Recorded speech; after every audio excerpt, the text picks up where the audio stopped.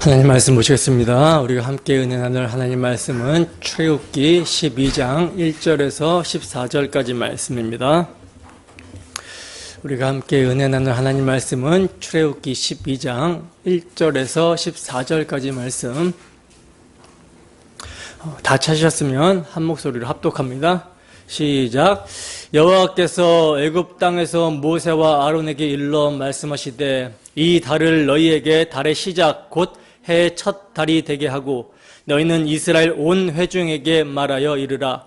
이달 열흘에 너희 각자가 어린 양을 취할지니 각 가족대로 그 식구를 위하여 어린 양을 취하되 그 어린 양에 대하여 식구가 너무 적으면 그 집의 이웃과 함께 사람 수를 따라서 하나를 취하며 각 사람이 먹을 수 있는 분량에 따라서 너희 어린 양을 계산할 것이며 너희 어린 양은 흠 없고 1년 된 수컷으로 하되 양이나 염소 중에서 취하고 이달 19날까지 간직하였다가 해질 때에 이스라엘 회중이 그 양을 잡고 그 피를 양을 먹을 집 좌우 문설주와 임방에 바르고 그 밤에 그 고기를 불에 구워 무교병과 쓴 나물과 아울러 먹되 날 것으로나 물에 삶아서 먹지 말고 머리와 다리와 내장을 다 불에 구워 먹고 아침까지 남겨두지 말며 아침까지 남은 것은 곧 불사르라.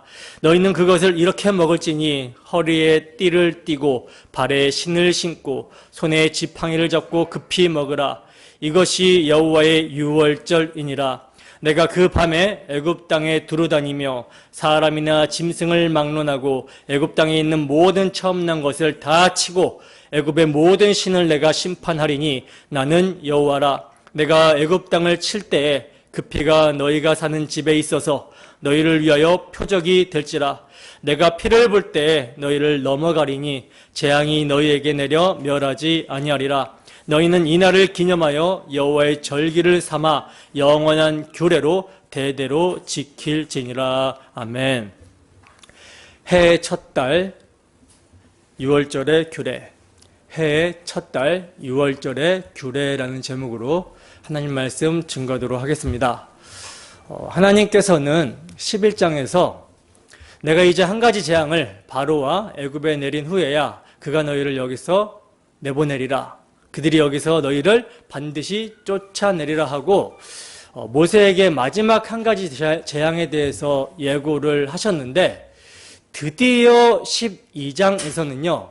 그 마지막 한 가지 재앙이 무엇인지를 말씀하시면서 그 마지막 재앙에서 이스라엘 백성들이 구별되어 살 수 있는 길, 즉 마지막 재앙에 대한 대비책을 말씀해 주십니다. 여러분, 출애굽은요. 이 마지막 재앙으로 인해서 이루어지기 때문에 출애굽기 12장은 출애굽기의 심장이라고 할 수 있고요. 그 핵심은 유월절 양이 죽임을 당하여 흘린 피에 있습니다. 하나님께서는 내가 피를 볼 때에 너희를 넘어가리니 라고 그러죠. 따라서 이 피가 뿌려져 있느냐의 여부를 따라서 이스라엘의 집과 애굽의 집이 구별이 되는 거예요. 다른 말로 신자와 불신자가 구별이 되는 것입니다. 그리고 이 피뿌림의 여부는 단지 구별만 해주는 것이 아니라 피가 뿌려져 있는가 아니면 뿌려져 있지 않는가 여기에 따라서 생과 사가 갈라져요. 하나님이 보여주시기 원하시는 한 가지 표징이 바로 이것이었다라는 것입니다. 여러분, 피가 이스라엘의 집과 애굽의 집을 구별하고 그 피로 생과 사가 갈라지게 된다라고 했을 때 우리가 반드시 기억해야 되는 것은요. 이스라엘의 집에도 뭐가 있었다는 거예요? 죽음이 있었다라는 것입니다.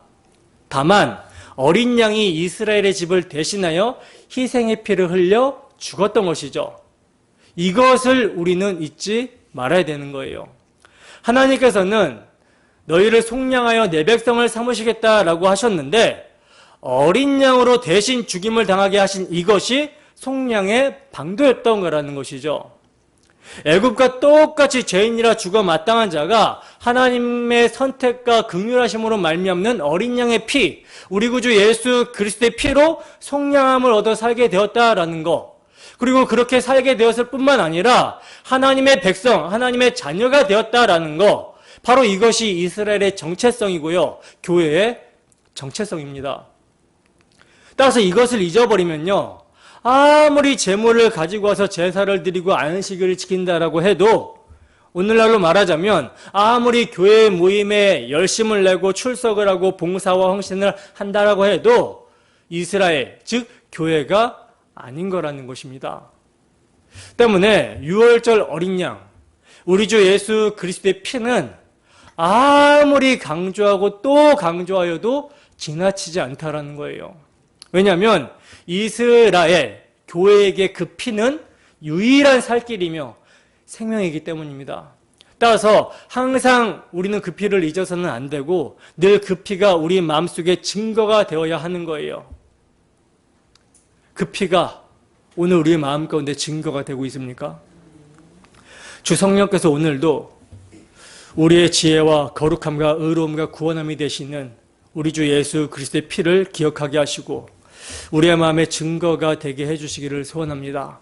그리하여 그 피를 믿음으로 출세상하여 하나님의 백성, 하나님의 자녀됨의 특권을 누리며 천성을 향하여 달려나아가는 우리 모두가 되기를 주님의 이름으로 축원합니다. 출애굽기 12장은 너무너무나도 중요한 장이기 때문에 출애굽기의 핵심 장이고 가장 긴 장이기 때문에 이를 몇 주에 걸쳐서 자세히 살펴보도록 하겠습니다.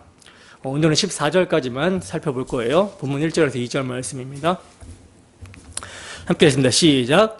여호와께서 애굽 땅에서 모세와 아론에게 일러 말씀하시되 이 달을 너희에게 달의 시작 곧 해 첫 달이 되게 하고. 아멘. 자, 보시면 여호와께서 모세와 아론에게 이 달, 즉 10번째 재앙을 내리시는 달을 너희에게 달의 시작 곧 해 첫 달이 되게 하라고 말씀을 하시고 있어요. 이스라엘 백성들이 유월절 어린 양의 피로 애굽에서 나오게 된 달은요, 그들의 민간력으로 보면 7월에 해당하는 달이고요. 그리고 이 달을 하나님께서는 해 첫 달로 지금 정하라고 하시는 것입니다. 이 달을 가리켜서 가나안식으로는 아비벌이라고 하고 바벨론 포로 이후에는 이제 니산월이라고 불렀는데 오늘날 시기로 하면 3월에서 4월에 해당하는 날이에요. 자, 그렇다면 왜 하나님께서는 지금까지 애굽에서 사용되던 달력이 아니라 새로운 달력을 말씀하시는 걸까요? 왜 7월을 1월로 바꿔버리시는 걸까요? 왜냐하면 이스라엘은 마지막 한 가지 재앙, 즉 애굽 땅에서 내려지는 10번째 재앙, 유월절이 시행되는 날에 400년 동안의 노예 생활을 청산하고 애굽에서 나오게 됐는데 이제 더 이상 너희는 노예의 삶을 사는 자가 아니라 새로운 삶, 하나님의 백성의 삶을 살게 된다라는 것을 가르쳐주기 위해서 해의 첫 달의 시작을 바꿔버린 거예요. 해의 첫 시작의 달을 바꿔버리신 것입니다. 여러분, 이스라엘 백성들이 어린 양의 보혈로 구속함을 받기 전 애굽의 압제 가운데 있었던 삶은요, 허물과 죄로 죽은 삶일 뿐이에요. 이러한 삶을 하나님께서는 삶으로 취급을 하지 않으신다라는 것입니다. 왜냐하면 애굽의 압제 가운데 종살이하던 상태, 허물과 죄로 죽어있는 상태는 하나님을 떠난 상태의 삶이기 때문이라는 거예요. 여러분, 창세기 4장에 보면 가인의 계보가 나오고 또 5장에 보면 셋의 계보가 이렇게 나오잖아요. 가인의 계보와 셋의 계보에 아주 중요한 차이점이 있죠. 다 까먹으셨겠지만 한번 생각해 보세요. 어떤 차이점입니까? 가인의 계보와 셋의 계보에 가장 극명한 차이점이 뭐라고 했었죠? 셋의 계보에는 뭐가 있어요? 셋의 계보에는 태어나고 죽는 연대가 기술되어 있어요. 그러나 가인의 계보에는요, 전혀 그런 것이 기술되어 있지 않습니다. 이게 차이예요. 뭘 의미합니까? 하나님이 기억하시는 삶은 하나님의 약속이 주어져서 이를 믿음으로 하나님의 생명에 참여한 삶뿐이라는 것을 의미하는 것입니다. 에베소 4장 17절에서 18절 말씀입니다. 함께 하겠습니다. 시작. 그러므로 내가 이것을 말하며 주 안에서 증언하노니 이제부터 너희는 이방인이 그 마음에 허망한 것으로 행함같이 행하지 말라. 그들의 총명이 어두워지고 그들 가운데 있는 무지함과 그들의 마음이 굳어짐으로 말미암아 하나님의 생명에서 떠나 있도다. 아멘. 이게 지금 어떤 상태입니까? 불신자의 마음의 상태예요. 예수를 믿기 전 죄와 사망의 종로로 타고 있었던 상태, 애굽의 압제 가운데 있는 상태라는 것입니다. 그러니까 이스라엘이 구원받기 전의 상태, 우리 주 예수 그리스도의 대속의 은혜를 믿기 전의 상태는 가인의 계보에 속해 있는 것과 마찬가지라는 것입니다. 그리스도 밖에 있는 상태, 약속의 언약들에 대해서는 외인이며 세상에 소망도 없고 하나님도 없는 상태였다라는 거예요. 공중권세 잡은 자 마귀의 종로로 타며 육체와 마음에 원하는 것을 하여 육체의 욕심을 따라 본질상 친뇌의 자녀였다라는 것이죠. 그러므로 이스라엘 백성들이 애굽의 노예로 살 때에는요, 이것은 삭제되어야 할 시간인 것이고 어린 양의 피로 구속함을 받아 출애굽한 후로는요, 새로운 출발이 되는 거예요. 그래서 사도는 이제부터 너희는 이방인이 그 마음에 험한 것으로 행함같이 행하지 말라라고 이렇게 권면하고 있는 것입니다. 더 나아가 사도는 이렇게 말씀하고 있어요. 고린도후서 5장 17절입니다. 함께 했습니다. 시작. 그런즉 누구든지 그리스도 안에 있으면 새로운 피조물이라. 이전 것은 지나갔으니 보라 새 것이 되었도다. 아멘. 여러분, 누구든지 그리스도 안에 있으면 뭐다? 새로운 피조물이라고 성경은 증거합니다. 따라서 우리가 그리스도의 대속을 믿고 그리스도 안에 있게 되면 그 날이 뭐예요? 새로운 우리의 시작의 날이 된다라는 거예요. 여러분, 많은 사람들이 새해나 1월 1일과 같이 시작하는 날이 되면요, 많은 계획을 세우고 마음을 다잡습니다. 지난 한 해 계획하고 못했던 것들을 이제 채찍질 하면서 마음을 다잡고 새로운 것들을 이제 계획을 합니다. 그러나 사실 이러한 날들은 의미 있는 날이 될 수가 있어요, 없어요? 없죠. 왜냐하면 기념할 만한 사건, 전환점이 되는 사건이 없기 때문입니다. 왜 그날이 새롭죠? 1월 달이든 1일이든 그게 새로운 것입니까? 아니에요. 그저 어제랑 같은 오늘입니다. 똑같은 인생의 연장선일 뿐이라는 거예요. 그래서 성경은 뭐라고 증거하고 있죠? 해 아래 새 것이 있다 없다? 없다라고 증거하고 있는 거예요. 그러나 성도인 우리에게는요, 새 것이 있습니다. 새 날이 있다는 거예요. 매일매일이 새 날이죠, 사실은. 왜냐하면 해 위에서, 즉 피조세계 위에 기념될 만한 사건이 펼쳐졌기 때문이라는 거예요. 그게 바로 구약의 사건으로 말하자면 출애굽이며 절기로 말하자면 유월절입니다. 그리고 궁극적으로 이것들이 가리키고 있었던 새로운 출발은 바로 예수 그리스도의 십자가예요. 그리스도인들은요, 이 십자가에서 새 출발, 새 생명, 새 삶, 새 언어, 새 나라가 생기게 되는 것입니다. 그래서 매일매일이 새로운 거예요. 그리고 이 십자가 대속의 피로 말미암는 새로운 출발에는 뭐가 기억되지 않냐면 이전의 것이 전혀 기억되지 않는다라고 말씀을 합니다. 흔히 사람들은 송구영신이라는 말을 많이 하죠. 송구영신. 뜻이 뭡니까? 송구영신. 지나간 것은 보내고 좋았던 거를 이제 받아들인다. 뭐 이런 뜻이잖아요. 근데 송구영신할 때 사람들은요, 자기들의 수치스럽고 잘못된 것들은 흘려보내려고 하지만 좋았던 것들은 그대로 가지고 가려고 합니다. 그러나 6월절에는요, 그럴 수 없다라는 거예요. 단지 날짜만 바꿔버린 것이 아니라 그들의 모든 애굽의 사고방식까지 싹 다 버려야 되는 것입니다. 이제 기준이 달라져 버리는 거예요. 이제 오직 기준은 어린 양의 피로서만 기준이 되는 것이지 그 사람이 과거에 애굽에서 얼마나 훌륭했는지, 과거에 어떤 대단한 이력과 경력이 있었는지가 아무 소용없는 것이 바로 유월절 밤이라는 거예요. 뿐만 아니라 과거의 어떤 잘못들도요, 유월절 안에서는 영향을 미칠 수가 없습니다. 오직 유월절 밤의 기준은 어린 양의 피에 있다라는 거예요. 그러므로 유월절 어린 양의 피 안에 들어있지 않는 것은요, 캄캄한 어둠이고요, 거대한 무덤입니다. 바로가 태양의 아들이라고 그의 나라 애굽이 세상에서 가장 영광스러운 나라라고 자부했지만 하나님의 말씀이 개입하니까 어떻게 드러납니까? 온통 캄캄한 어둠으로 드러나게 되었었죠. 여러분, 이스라엘 백성들은 애굽에서 종노로 하였기 때문에 자유가 없었어요. 그러나 이스라엘 백성들을 종으로 부리는 애굽인들은 자신들이 자유인이라고 생각하며 살았을 것입니다.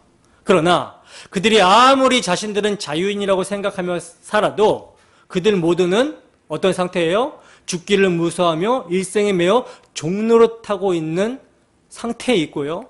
그리고 그들을 종으로 부리고 있는 배후 세력은 사탄의 세력입니다. 그러므로 아무리 자신들이 아름다운 나라라고 힘을 가진 나라라고 하여도 자부하여도 이미 그들은 사망의 권세 아래 놓여 있는 모습이라는 거예요. 로마서 5장 17절입니다. 함께 읽습니다. 시작. 한 사람의 범죄로 말미암아 사망이 그 한 사람을 통하여 왕노릇하였은즉 더욱 은혜와 의의 선물을 넘치게 받은 자들은 한 분 예수 그리스도를 통하여 생명 안에서 왕노릇하리로다. 아멘. 자, 보시다시피 세상은 두 부류로 나누어집니다. 사망이 왕노릇하거나 아니면 생명이 왕노릇하거나 이 두 곳 외에는 없다라는 거예요. 그러므로 예수 그리스도 안에 있지 않으면, 그 피 아래에 있지 않으면 그것이 세계 최대의 국가라 할지라도 뭐가 되는 거예요? 하나의 거대한 무덤이 되는 거예요. 그러니 그 무덤 안에서, 그 사망 안에서 사람들이 어떤 착하고 아름다운 일을 할지라도 결국 자신의 무덤을 꾸미는 수준밖에 안 되는 것입니다. 자신의 삶의 공적에 따라 무덤의 규모와 비석이 달라지는 것뿐이라는 거예요. 이미 허물과제로 죽어있는 자들이라는 것입니다. 그러므로 이러한 세상에서 생명의 왕노릇하는 곳으로 부르심을 받아서 들어오게 되었다면 정말 이보다 더 큰 복은 없는 것이죠. 근데 여러분, 오늘날 성도들의 제일 큰 질병이 무엇인 줄 아십니까? 자신이 어디에 소속이 되어 있는지를 모른다는 사실이에요. 모르고 있다는 사실입니다. 이미 생명이 왕노릇하는 곳에 들어와 있으면서도 믿음으로 이것을 경험해보지를 못하다 보니까 사망이 왕노릇하고 있는 것들을 부러워하고 있는 거예요. 예수님을 믿는다는 것이 무엇인지를 제대로 모르고 있으며 그가 흘리신 피의 능력이 무엇인지를 모르고 있는 것입니다. 그러니 눈에 세상의 것이 커 보이고 세상에서 어떻게 살지가 중요한 거예요. 그러니 교회의 몸이라는 곳에서 죄에 대한 하나님의 진노로부터 구원을 받을 수 있는 유일무이한 길인 예수님의 십자가 대속의 보혈의 피를 말하는 것이 아니라 예수님을 단순히 도덕 선생으로 만들어 버려요. 그리고는 본받자 하는 것입니다. 전적 타락이니 부패니 이런 말 하지 말자는 거죠. 우리 인간에게도 능력이 있으니 전적 타락이니 부패니 죄니 심판이니 이런 기분 나쁜 말 하지 말고 그저 우리 서로 착하게 삽시다. 이렇게 사람을 좋게 하고 사람의 귀에 좋은 이야기, 사람의 가능성에 대한 이야기를 하고 있는 것입니다. 여러분, 이러한 풍조가 19세기 자유주의 신학이 유럽을 강타하면서 생기게 되었는데요. 자유주의의 아주 요점은 기독교는 피해 종교가 아니라 도덕의 종교, 이렇게 바꿔버린 거예요. 인간 예수. 하나님은 죄에 대해서 진노하시는 공의의 하나님이 아니라 그냥 따뜻한 하나님, 사랑의 하나님이라는 것입니다. 그래서 그 당시에 죄는요, 죄에 대한 개념은요, 하나님에 대한 반역을 죄의 개념으로 놓는 것이 아니라 무엇인가 사람에게 있어서 결핍되고 부족한 것을 죄의 개념으로 봤어요. 그래서 해결 방법을 인간들이 찾을 수 있다라고 여겼습니다. 사회 환경을 바꾸고 교육을 잘 시키면 괜찮은 인간이 된다라고 생각했다라는 것이죠. 그러니 교회 안에서도 어떤 풍조가 들어와요? 너무 죄, 피 이런 말들 하지 말고 그냥 인간을 믿고 위로해주고 격려해주는 설교나 교훈을 원하는 것이 그 당시 유럽 교회의 모습이었습니다.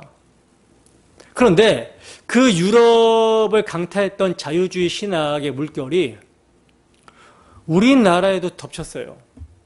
그래서 사람들이 교회에 와서요, 어린 양의 보혈에 대해서 듣기보다는 그저 나를 위로해주고 나를 알아주라고 요구합니다.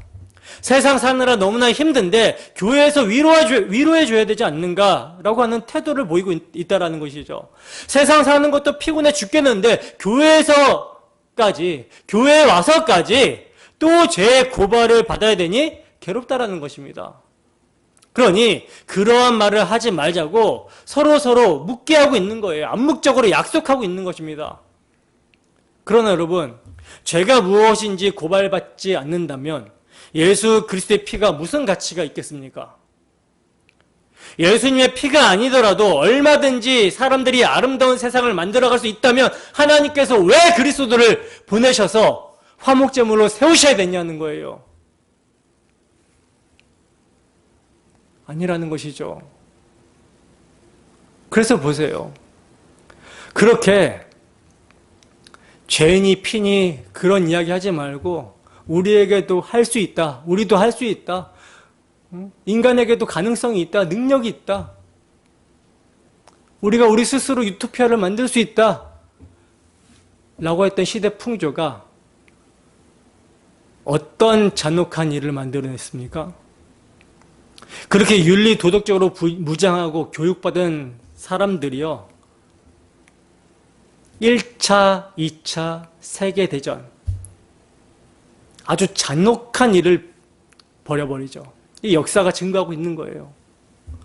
그러므로 인간은 어떤 교육이나 사회적인 프로그램으로 바뀌는 것이 아니라는 것입니다. 교회에서 아무리 윤리적으로 도덕적으로 이렇게 사세요 저렇게 사세요 한다고 해서 인간이 바뀌는 게 아니라는 거예요.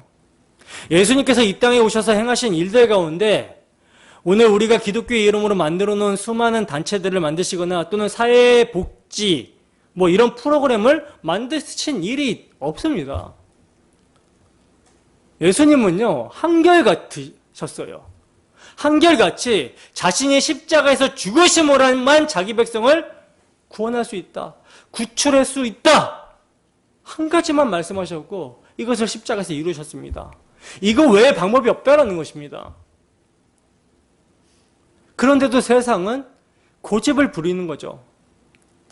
애굽의 바로가 9번의 경고와 재앙 속에서도 끝까지 고집을 부리고 있는 것은요, 이미 그 배후에 사탄의 건세가 붙들고 있기 때문이에요. 자신은 자유롭게 결정하고 선택한다라고 생각하더라도 그것은 착각인 것이죠. 마귀에게 속고 있는 것입니다.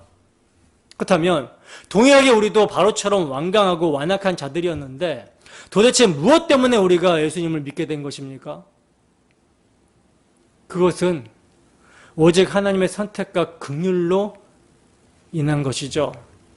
그리고 이러한 선택과 긍휼이 나타나기 위하여 반드시 요구가 되는 것이 있는데 그것이 바로 흠없는 어린 양의 희생의 피라는 것입니다. 오직 그 어린 양의 희생으로만, 그 희생의 피로만, 우리 주 예수 그리스도의 십자가 복음으로만 새 출발, 새 생명, 새 삶, 새 언어, 새 나라가 되는 거예요. 단순히 시작만 피로 되는 것이 아니죠. 과정도 마침도 다 피로 되는 것입니다. 기독교는요, 예수의 피 말고는 없어요. 이를 믿으십니까? 믿으신다면, 믿어진다면 하이델베르그 유리문답 1문에서 사나 죽으나 당신의 유일한 위안은 무엇입니까? 라고 하는 질문에 우리가 어떤 대답을 해야 되겠습니까?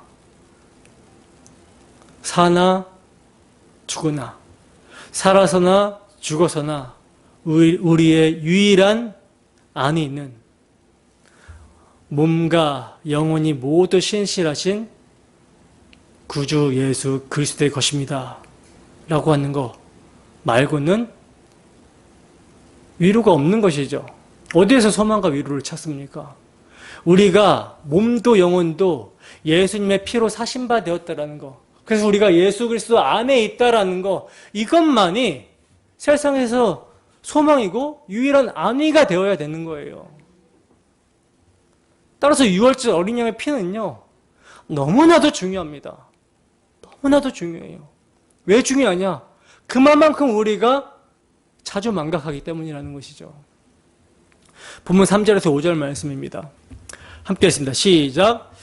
너희는 이스라엘 온 회중에게 말하여 이르라. 이 달 열흘에 너희 각자가 어린 양을 취할지니 각 가족대로 그 식구를 위하여 어린 양을 취하되 그 어린 양에 대하여 식구가 너무 적으면 그 집의 이웃과 함께 사람 수를 따라서 하나를 취하며 각 사람이 먹을 수 있는 분량에 따라서 너희 어린 양을 계산할 것이며 너희 어린 양은 흠 없고 1년 된 수컷으로 하되 양이나 염소 중에서 취하고 아멘. 자, 이제 하나님이 이스라엘 백성들을 출애굽시킬 방도에 대해서 말씀을 하시고 있어요. 이 달 10일에 어린 양을 취하라고 말씀을 하시는데요. 근데 어린 양을 얼마나 준비를 해야 되냐면 각 가족대로 먹을 수 있을 만큼 취하라고 합니다. 혹시 가족들이 먹기에 한 마리가 너무나 많다면 이웃들과 합치라고 말씀을 하고 있죠. 그러면 왜 먼저 가족별로 말씀하고 계실까요? 10번째 재앙은 장자의 죽음입니다. 장자는 대표성을 의미하는 것이죠. 즉 어린 양은 장자를 대신해서 그 가정을 대표해서 죽기 때문에 가족별로 일단 지정을 하고 있는 거예요. 그런데 딱 한 가족으로 국한하지 않으시고 이웃집과 연합되어도 좋다라고 말씀을 하고 있죠. 왜 그럴까요? 이것은 가정의 의미를 확장시켜 주시는 것입니다. 유대인 한 사람이라 할지라도 하나님의 백성이듯이 가정도 하나님의 백성이며 이웃과 연합된 민족 전체가 하나님의 백성이라는 것을 말씀해주고 계시는 거예요. 그러니까 연합의 중요성을 여기서 드러내시고 있는 것이죠. 교회도 마찬가지입니다. 교회 공동체의 최소 단위가요, 가정이에요. 하지만 각 가정들이 모여서 하나의 교회 공동체를 이룹니다. 새 가정이라고 해서 새 교회라고 하지 않는 이유가 그 때문이라는 거예요. 이처럼 하나님께서는요, 우리를 한 가정으로 불러주신 것이고 우린 이를 가리켜서 교회라고 합니다. 우리는 우리의 대속자이신 그리스도를 대표로 머리로 삼아 그분의 살과 피에 참여하고 있는 거예요. 본문은 이것을 증거하고 있다는 것이죠. 본문 6절입니다. 함께 했습니다. 시작.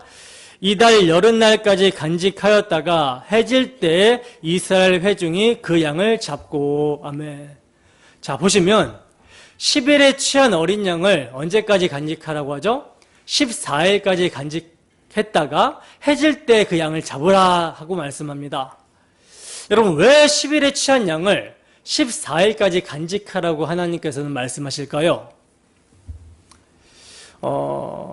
우리 입장, 이스라엘의 입장에서 생각해 보면요, 묵상해 보면 흠없는 어린 양을 취하라고 하셨기 때문에 재물이 흠이 있는지 살펴보는 기간, 입증하는 기간이고요. 그리고 그 기간 동안 자신들을 위해 어린 양이 대신 죽게 된다는 것을 마음 깊이 담는 시간인 거예요. 이걸 이제 우리의 입장에서, 이스라엘 입장에서 묵상해 볼 수 있는 것이죠. 그러나 하나님의 입장에서는 다르게 묵상이 됩니다. 마지막 10번째 재앙이 내려지기 전까지 하나님이 준비하고 계시는 거예요. 그러니까 그 날이 되어서 급하게 대속물을 구하시는 것이 아니라 미리 준비하고 계신다라는 것을 말씀하고 있는 것입니다. 이를 아더 핑크 목사님은 해석하기를 왜 4일간 준비해 두어야 하는가에 대해서 예수님께서 희생제물로 오신 메시아임을 입증하시는 공생의 4년 기간을 예표하는 것이라고 해석을 하고 있어요. 공생의 3년 반을 횟수로 이제 4년이니까 그 4년이 이제 그 4년을 오늘 본문이 예표한다라고 이렇게 보는 거죠. 따라서 세례 요한이 예수님이 공생애를 시작할 때 보라 세상 죄를 지고 가는 하나님의 어린 양이로다 라고 한 것은요, 예수님이 수많은 양떼로부터 희생제물로 가려진 유월절 양임을 보여주는 것이 되는 것입니다. 자, 그리고 조금 더 넓은 의미로 보면요, 예수님은 창세 전부터 미리 준비되신 구원자라는 거예요. 베드로전서 1장 18절에서 20절 말씀입니다. 함께 했습니다. 시작. 너희가 알거니와 너희 조상이 물려준 헛된 행실에서 대속함을 받은 것은 은이나 금같이 없어질 것으로 된 것이 아니요 오직 흠없고 점없는 어린 양 같은 그리스도의 보배로운 피로 된 것이니라. 그는 창세 전부터 미리 알리신 바 되신이나 이 말세에 너희를 위하여 나타내신 바 되었으니. 아멘. 그러니까 하나님은 창세 전에 당신의 아들을 어린 양으로 준비하고 계셨다가 정하신 기한이 찬 마지막 날에 보내주신 거예요. 갈라디아서 4장 4절입니다. 함께 했습니다. 시작. 때가 참에 하나님이 그 아들을 보내사 여자에게 나게 하시고 율법 아래 나게 하신 것은. 아멘. 때가 참에, 하나님의 때가 참에 하나님이 그 아들을 보내사 여자에게 나게 하셨습니다. 율법 아래 나게 하신 거예요. 무엇 때문에? 당신의 택하신 백성들을 속량하여 구속하시기 위해서 준비된 우리 주 예수 그리스도들을 때가 찬 경륜 가운데 보내주시고 십자가를 지게 하셨다라는 것이죠. 시편 112편 13절 말씀입니다. 함께 했습니다. 시작. 주께서 일어나사 시온을 긍휼히 여기시리니 지금은 그에게 은혜를 베푸실 때라 정한 기한이 다가오미니이다. 아멘.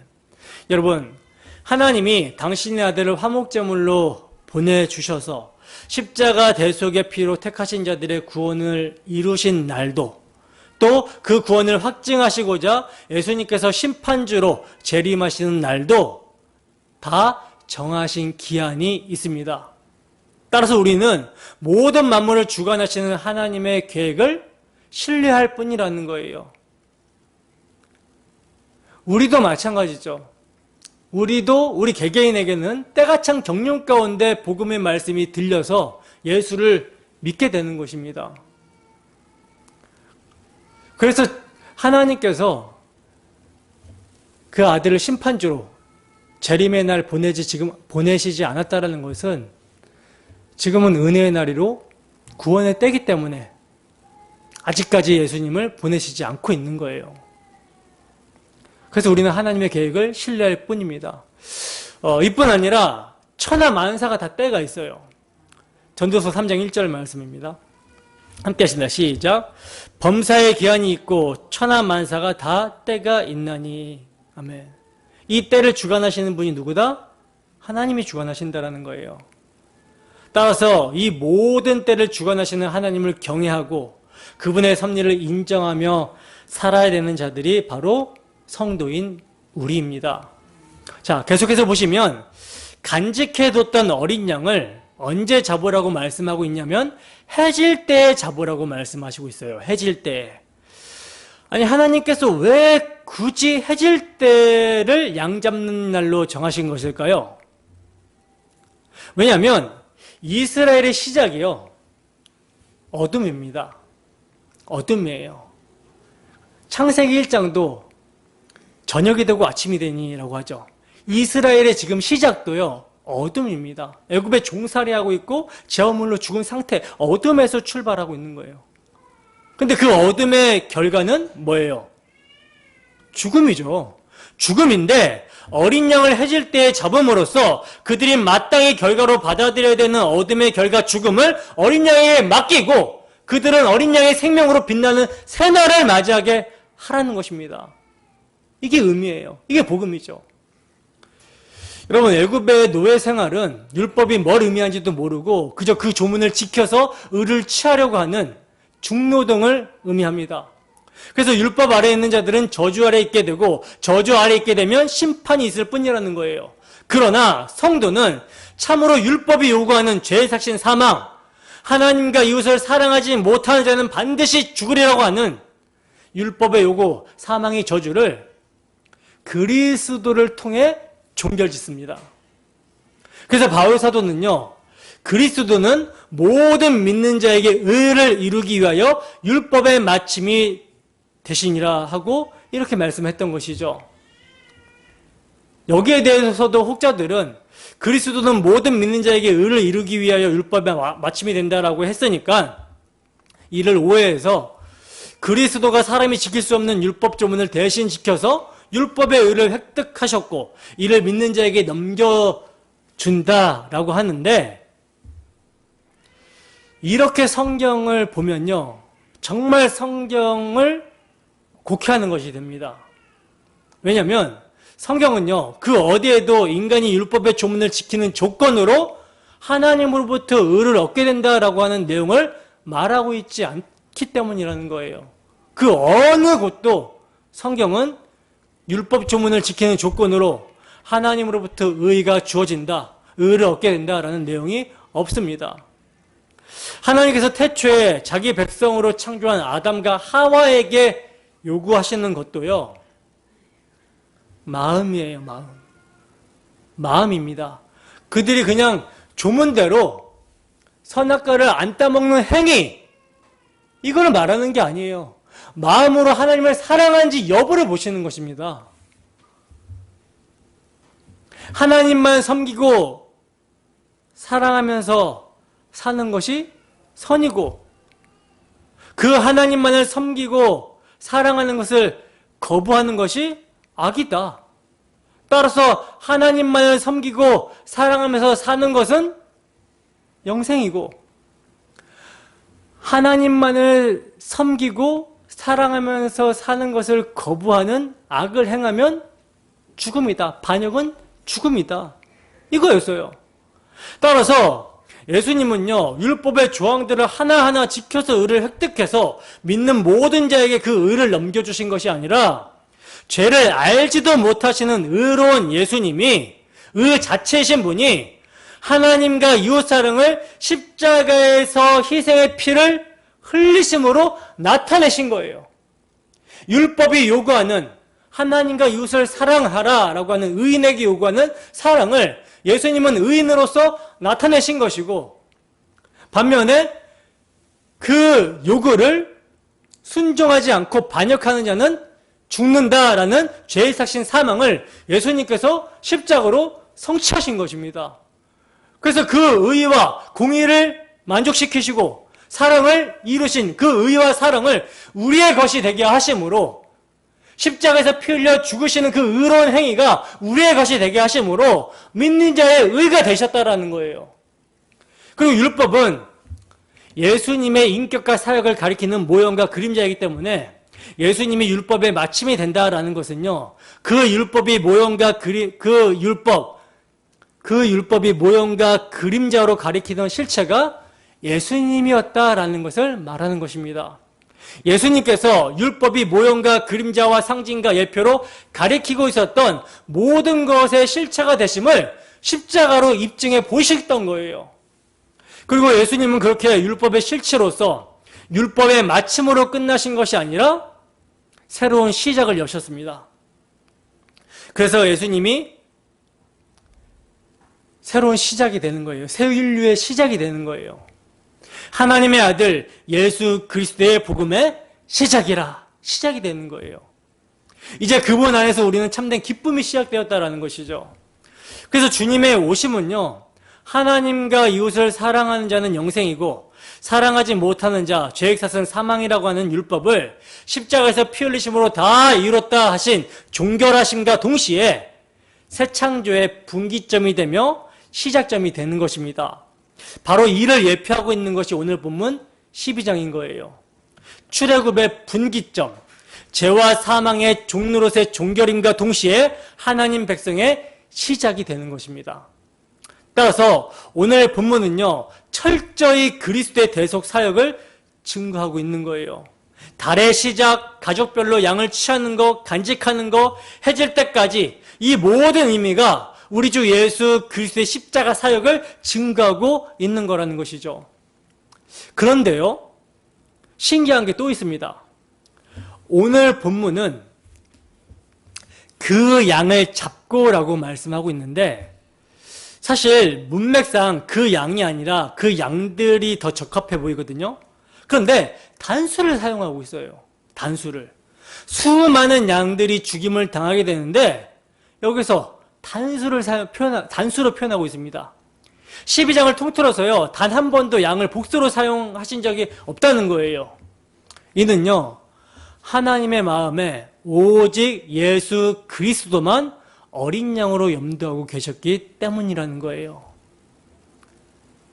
신기하지 않습니까? 저만 신기합니까? 자, 그리고 잡고라는 표현을 보세요. 잡고. 잡고라고 하는 표현도요, 양을 간직하기만 하면 심판이 넘어가질 않기 때문에 반드시 잡아서 피를 흘려야 되는 것을 말씀하고 있는 것입니다. 이것을 히브리서 기자는 이렇게 말씀합니다. 히브리서 9장 22절. 함께 있습니다. 시작.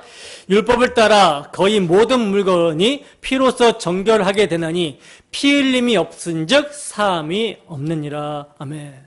이처럼 예수님께서 이 땅에 오신 것만으로 죄사함을 받는 것이 아니라는 거예요. 많은 사람들은요, 이렇게 생각합니다. 예수님은 사랑이시며 구원자시니 이 땅에 오신 것으로 구원이 발생되는 것이 아니냐, 이렇게 생각을 한다라는 거예요. 그러나 여러분, 구원이 무엇입니까? 구원이 뭐예요? 구원이 무엇입니까? 하나님과 화목하게 되는 것이 구원이죠.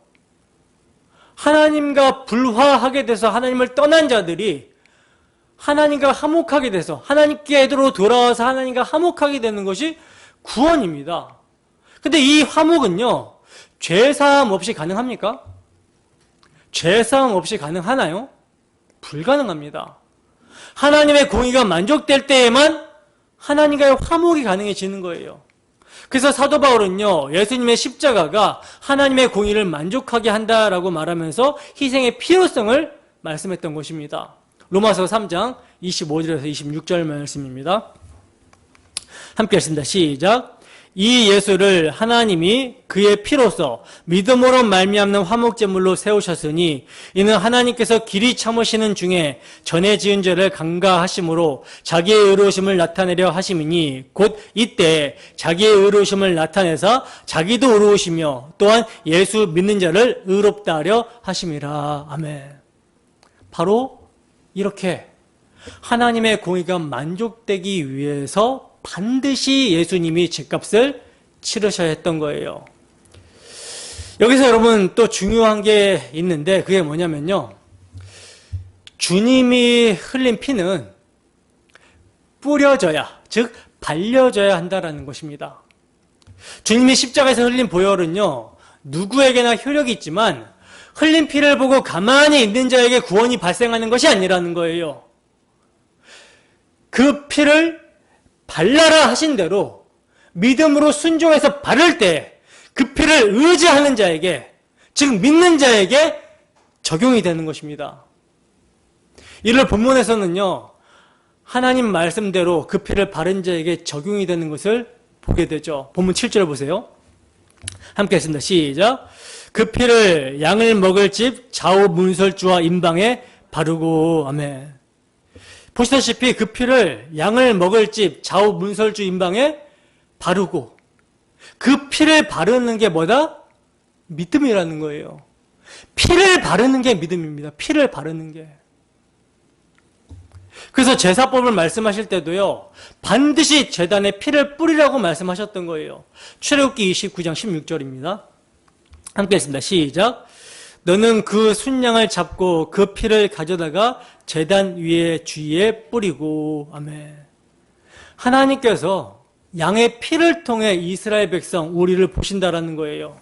그리고 이처럼 피를 바를 때 피를 바른 집에는 하나님의 재앙이, 죽음의 천사가 6월 넘어갑니다. 즉 피가 쌓인 표적이 되는 거예요. 피를 바르고 계십니까? 본문 13절 보시면 함께 있습니다.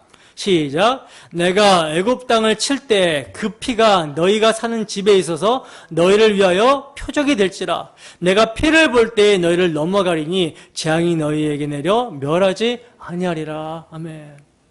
여러분, 하나님은요 그냥 넘어가시는 게 아니에요. 그냥 봐주시는 게 아닙니다. 피를 보시고 넘어가시는 거예요. 이것은 이 집은 이미 심판받은 집, 즉 죽은 자로 여기시겠다라는 것이죠. 그러니 피가 발려져 있어야 되는 거예요. 히브리서 기자는요, 성도가 나아가는 하나님 나라를 이렇게 증거합니다.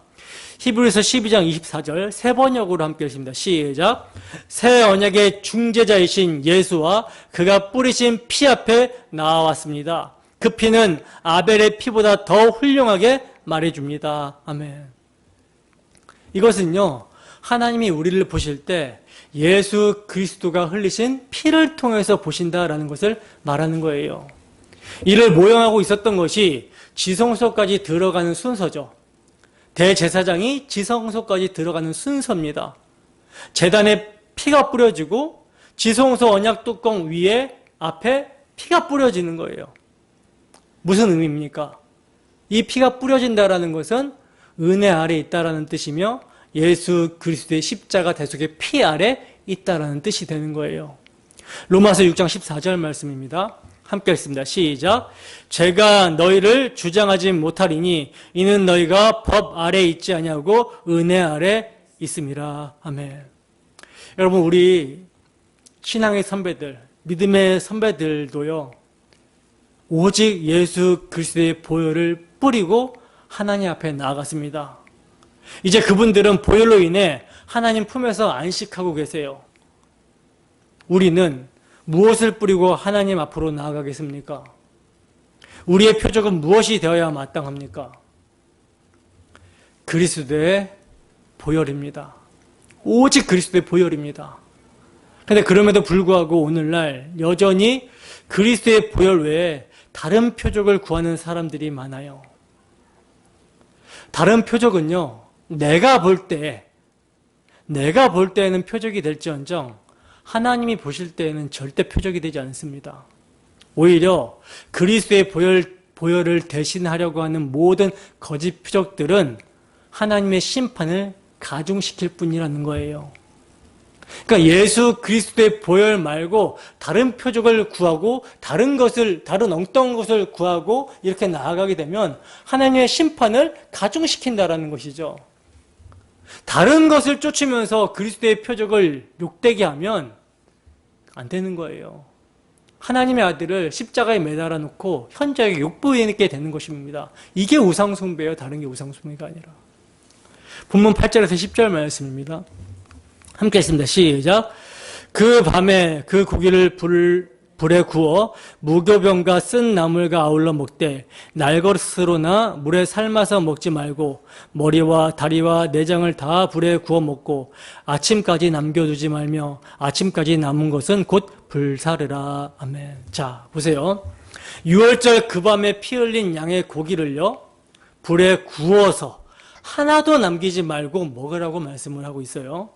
아침까지 남겨두지 말고 혹시 아침까지 남게 되면 불에 태워버리라고 말씀합니다.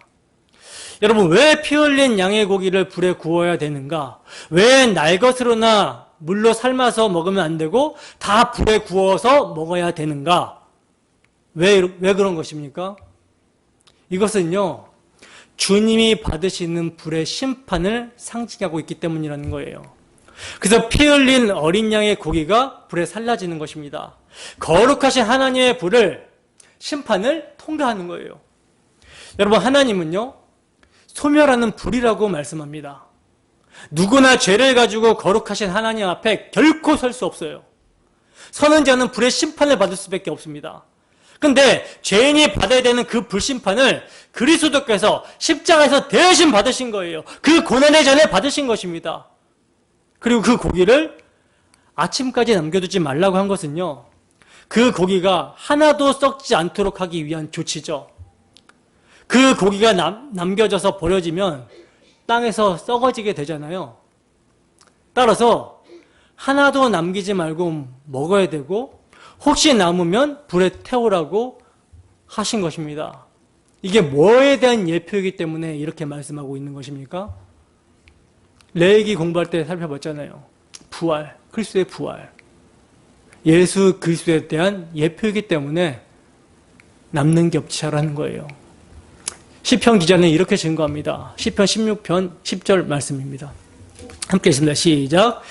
이는 주께서 내 영혼을 수월에 버리지 아니하시며 주의 거룩한 자를 멸망시키지 않으실 것임이니이다. 아멘. 다윗이 성령의 감동으로 말한 예수 그리스도에 대한 예언의 내용을 오늘 본문 출애굽기에서 미리 보여주고 있는 것이죠. 그리스도가 무덤에서 썩지 아니하시고 부활하실 것이기 때문에 그리스도를 예표하는 유월절 어린 양의 살이 땅에 떨어져서 썩지 않게 하라는 것입니다. 자, 그런데 이 고기를 먹을 때 뭐와 함께 먹으라고 하고 있죠? 무교병과 쓴 나물과 함께 먹으라고 말씀을 하고 있죠. 이것은 이제 유월절에 참여하는 자의 자세와 관련이 있는 것인데, 우선 무교병은 누룩 없는 떡, 누룩 없는 빵을 말합니다. 자주 말씀드리지만 누룩은 부풀리는 것으로서 성경에서 죄를 상징한다라고 했잖아요. 출애굽기 12장 15절입니다. 함께 했습니다. 시작. 너희는 이래 동안 무교병을 먹을지니 그 첫날에 누룩을 너희 집에서 제하라. 무릇 첫날부터 일곱째 날까지 유교병을 먹는 자는 이스라엘에서 끊어지리라. 아멘. 이게 단순한 죄를 상징하는 게 아니고요.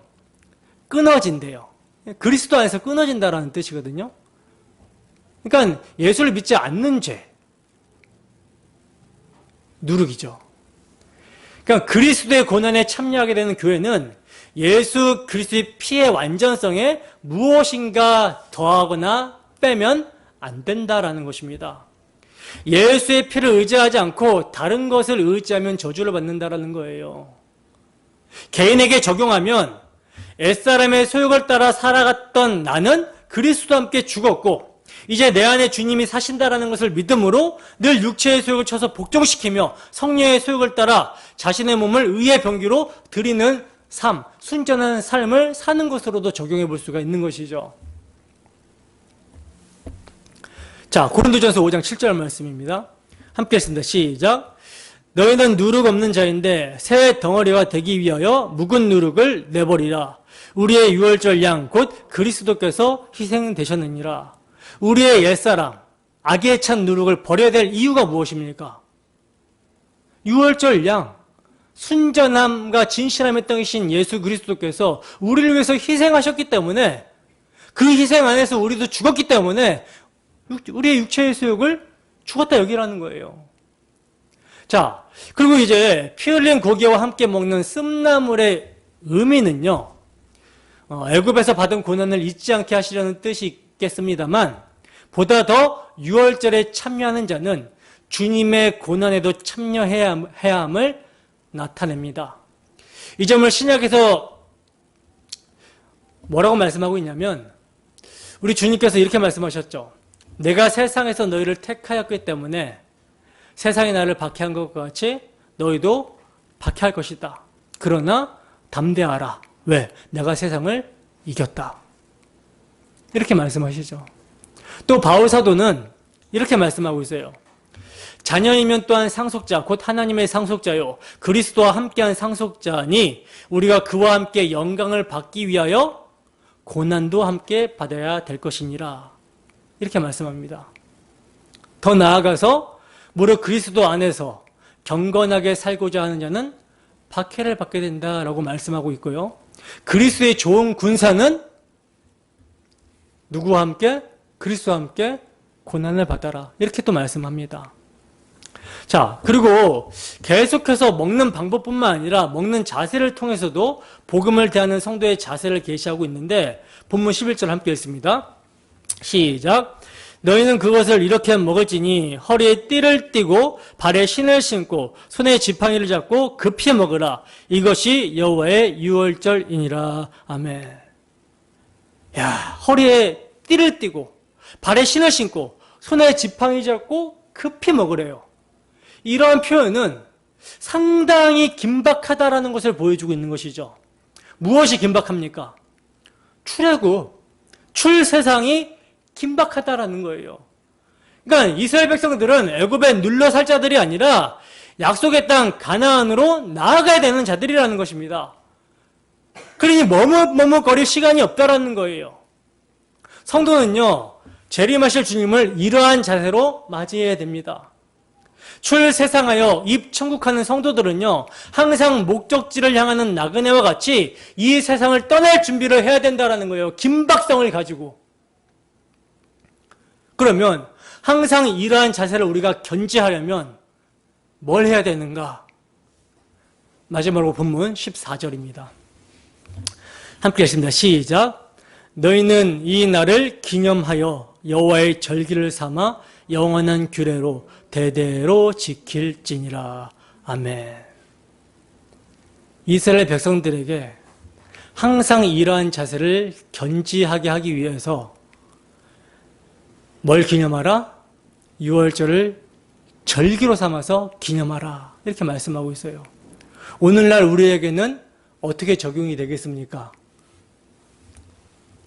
주의 죽으심을 그가 오실 때까지 전파하는 것이라. 말세의 마지막에 가까울수록 모여서 그리스도의 죽으심을 기념하는 것으로 적용을 해볼 수 있는 것이죠. 예배당에 우리가 모인다라는 것은요, 주의 죽으심을 기념하는 거예요. 그리고 그의 공로를 힘입어서 하나님과 화목을 누리는 것입니다. 그리고 그 하나님으로부터 공급받는 죄사함의 기쁨과 생명의 기쁨을 가지고 세상에 나아가 섬기는 삶을 사는 거예요. 항상 6월절 어린 양의 피, 예수 그리스도의 피로 구속함을 받은 자들이 항상 무엇인가 세상을 분별하고 선택하며 살아갈 때 그 기준은요, 하나님과의 관계입니다. 하나님과의 관계는 예배죠. 우리가 모여서 드리는 예배예요. 이 모여서 드리는 예배 때 뭘 깨닫게 됩니까? 하나님이 우리를 어떻게 사랑하셨는지, 우리는 어떤 존재였는데 어떤 사랑을 받았는지를 기억하게 됩니다.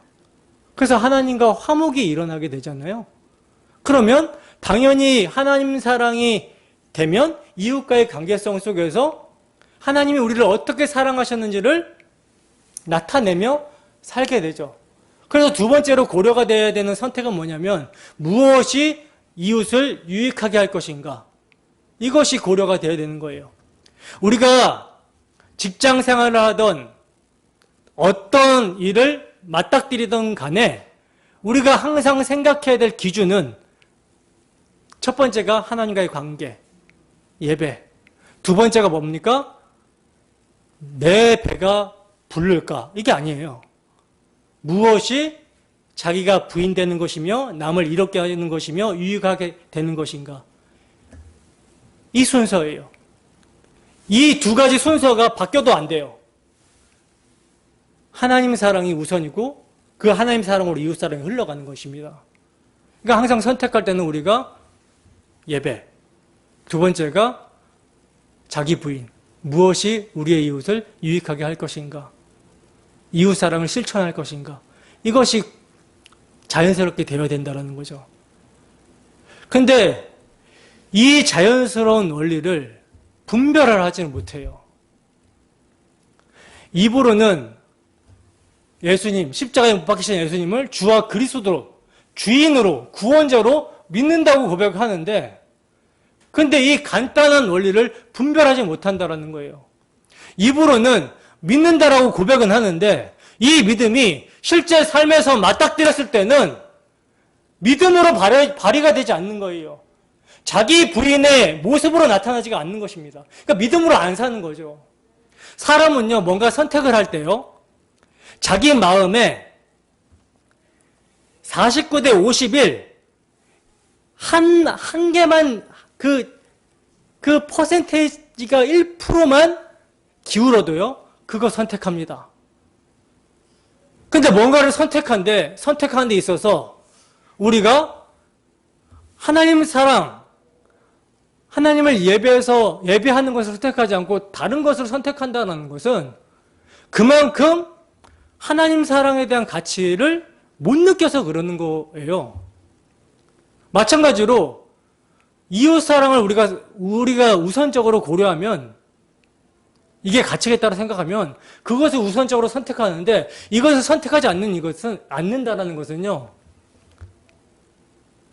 신앙으로서는 문제가 굉장히 심각한 것이죠. 믿음이 믿음되고 있지 않다라는 증거거든요. 저는 참 답답하고 깝깝해요. 그러나 그럼에도 불구하고 소망을 어디에다 둡니까? 하나님께서 택하신 백성들은 선택도 주님께서 하셨고 믿음도 주님께서 주시고 그들의 삶도 섭리하신다라는 걸 믿기 때문에 제가 낭망하지 않고 가감없이 말씀을 전하는 것입니다. 그리고 택하신 백성, 택하신 성도는 완악했던 마음을 폭로당하고 드러나게 될 때 그럼에도 불구하고 그 피로 덮으신 주님의 사랑 때문에 믿음으로 실천해 보려고 하는 거예요. 믿음으로 자기 의지를 발휘해서 해보는 것입니다. 그리고 믿음으로 사는 것이 얼마나 힘든지 내 힘으로 안 되는지 아는 거예요. 그리고 주님 붙드는 거예요. 주님 붙드는 거예요. 여러분 믿음으로 사는 거 그 삶 어렵고 힘들잖아요. 내 힘으로 안 되잖아요. 근데 우리가 할 수 있는 게 있죠. 할 수 있는 게 뭡니까? 은혜 받을 자리에 나올 수 있잖아요. 말씀 볼 수 있잖아요. 기도할 수 있잖아요. 물론 그것도 주님께서 우리의 의지를 활용해서 그렇게 하시는 거지만 주님의 주권이 다 맡기고 멍하니 가만히 있으라는 게 아니란 말입니다. 은혜가 일하고 믿음이 일한다는 것은요. 우리의 손과 발을 주님께서 사용하시고 우리의 의지를 사용하신다는 말이에요. 의지를 변화시킨다는 말입니다. 뭘로? 말씀의 책망과 교훈을 통해서. 찔림을 받아야 돼요. 당연히 찔림을 받아야 되죠. 제가 제 말을 하는 거면 듣지 않아도 돼요. 아니 목사님 그거 성경적이지 않는데요 하면서 따지면 됩니다. 따져도 돼요. 그런데 제가 제 말을 하는 것이 아니라 제 말이 복음이고 복음에 따른 겉면, 교훈이 성경적이라면 여러분들은 제 말로 받아야 되는 것이 아니라 하나님의 말씀을 받고 순종해야 되는 거예요. 짐 엘리엇이라는 선교사가 이런 말을 했죠. 영원한 것을 위해서 영원하지 않는 것을 버리는 것, 포기하는 것은 결코 바보가 아니다. 지금 이름이 생각 안 나는데 어떤 선교사님은 이렇게 얘기했어요. 하나님의 아들이, 하나님이 그가 정말 나를 위해서 피 흘리셨다면 내가 그를 위해 어떤 희생을 한다 할지라도 그 희생은 결코 아깝지 않은 희생이다. 바울 사도도 이런 고백하잖아요. 어떤 고백을 합니까?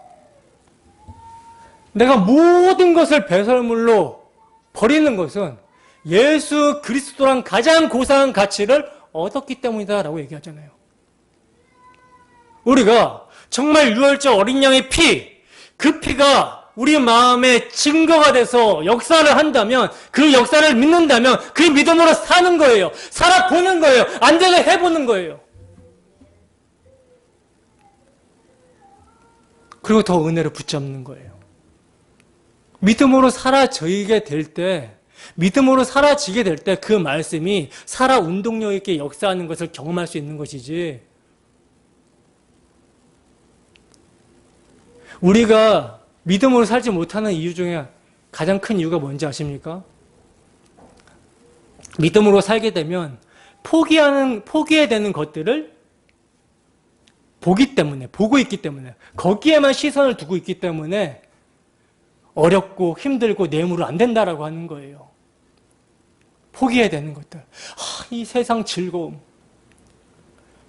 어떻게 고리타분하게 예수만 믿고 사나? 어떻게 맨날 솔루션이 말씀과 기도인가? 근데 솔루션은요, 말씀과 기도밖에 없어요. 그게 최고의 솔루션입니다. 문제 해결의 최고의 솔루션은 말씀과 기도예요.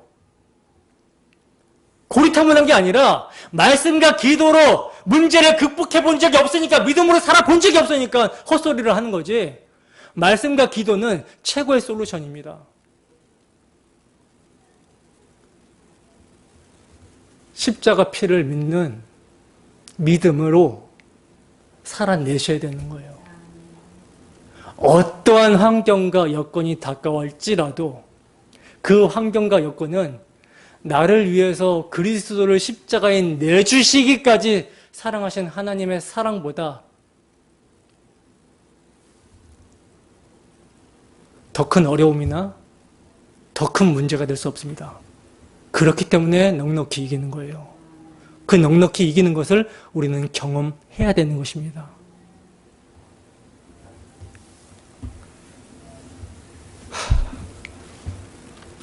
기도하겠습니다.